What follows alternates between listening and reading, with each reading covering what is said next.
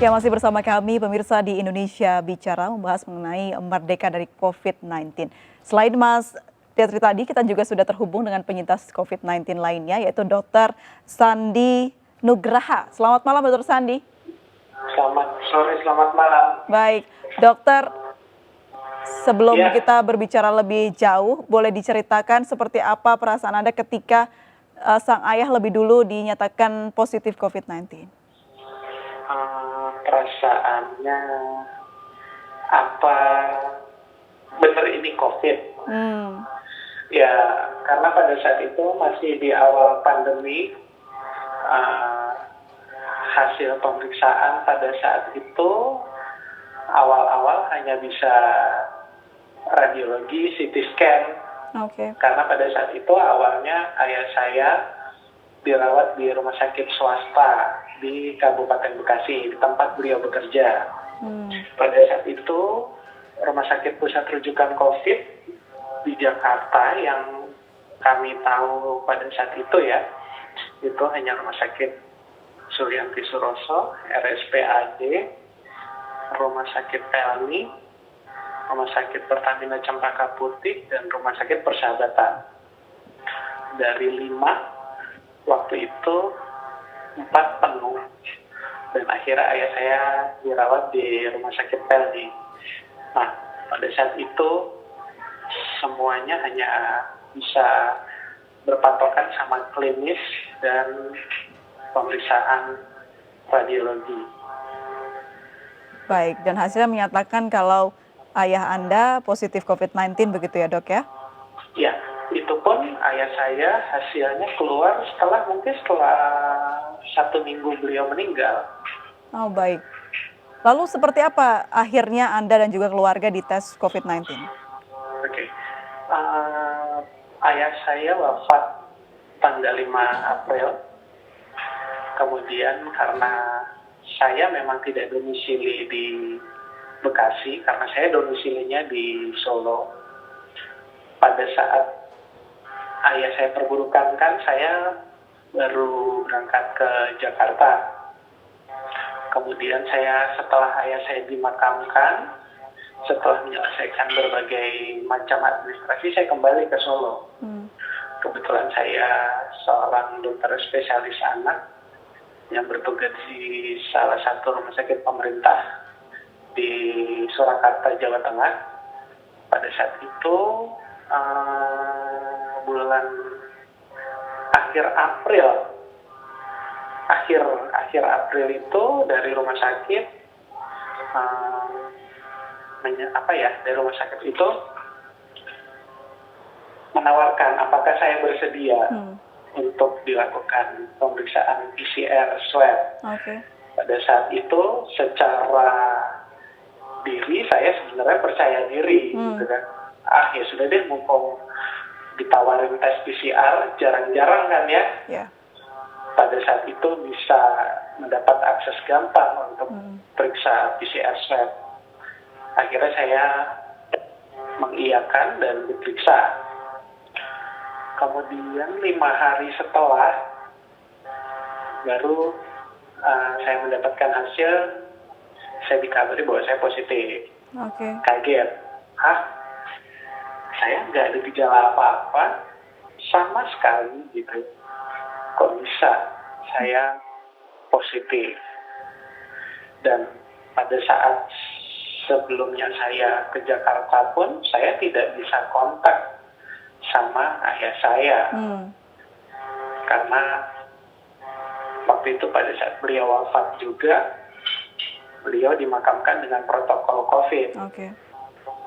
Baik. Begitu. Kami dengar anak juga positif ya dok, betul? Ya. Seperti apa Anda mengetahuinya dan bagaimana perasaan Anda ketika itu?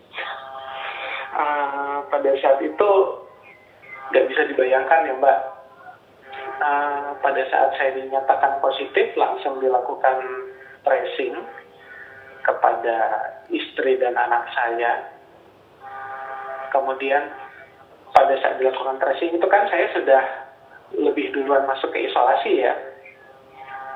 Kemudian menunggu hasil 5 hari ke depan itu rasanya hati tidak jelas karena berhubungan sama apakah saya menularkan kepada anggota keluarga saya, dan ternyata setelah 5 hari keluar hasilnya anak saya positif tetapi istri saya negatif. Dan ya mau percaya nggak percaya ternyata saya bisa menularkan anak saya sendiri. Baik. Dan pada saat itu nggak bisa membayangkan sebelumnya 3 generasi di keluarga saya terkonfirmasi COVID di waktu yang berbeda. Baik, setelah terkonfirmasi positif COVID-19, bagaimana Anda mau jelaskan kepada anak Anda yang terhitung masih sangat muda begitu, bahkan usianya masih anak-anak ya? Ya, perasaan saya di saat pertama kali masuk ke ruang isolasi, hati saya langsung bertanya, apakah saya bisa survive keluar dari tempat ini dalam keadaan baik-baik saja, atau saya seperti ayah saya, seperti almarhum ayah saya. Tetapi setelah 5 hari dalam perawatan dan pada akhirnya mendengar anak saya positif, di situ saya mencoba lebih optimis. Kenapa? Saya sudah 5 hari dirawat, alhamdulillah tidak ada gejala sama sekali. Dan saya hanya bisa berkata kepada anak saya yang saat itu berusia 5 tahun, Audrey ikut ayah ya, kita nginep di Hotel Muardi. Jadi saya pun memberitahu bahwa ya kita sakit corona, saya bilangnya. Dibahasakan sakit corona begitu ya dok ya? Iya. Lalu respon anak Anda seperti apa? Mengertikah atau seperti apa? Apa justru malah bertanya balik? Pada saat itu memang anak saya sebelumnya kan sudah bertanya, Eyang kenapa? Eyang kena virus corona. Terus kita kena virus corona juga. Iya. Sudah, pada saat itu cuma anak saya kebetulan dengan saya isolasinya kan dipisah. Anak saya ditemenin oleh istri saya. Dan tipsnya adalah pada saat itu kami membawa mainan yang cukup banyak untuk anak saya. Kebetulan di usianya 5 tahun kan lebih banyak yang beraktivitas, membaca, latihan menulis. Ya, kami pun mencoba mengalihkan perhatian kepada anak saya agar dia juga merasa tidak sakit. Gitu. Baik.